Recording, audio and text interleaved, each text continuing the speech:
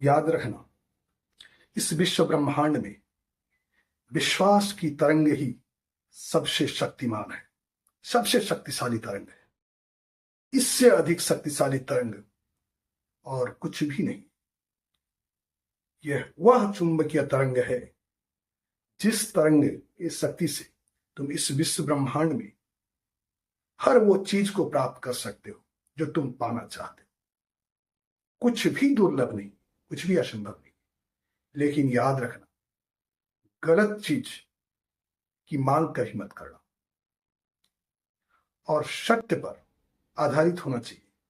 अगर यदि किसी चीज पर तुम विश्वास करते हो तो वो सत्य पर आधारित होनी चाहिए।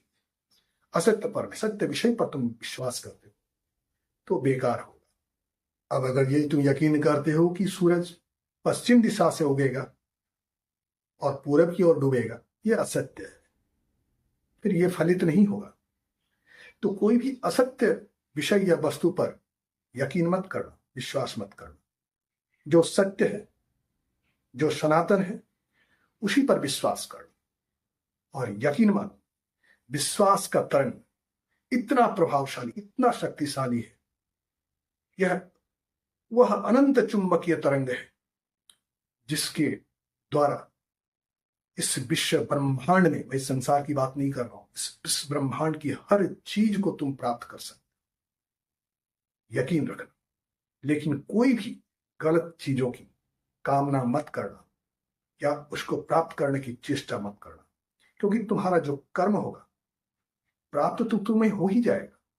जो वस्तु तुम पाना चाहो प्राप्त हो जाएगा, पर उसको प्राप्त करने के लिए जो कर्म तुमने किया, वो कर्मों का बंधन तुम्हें बांधेगा, क्योंकि हर कर्म का बंधन इंसान को बांधता है।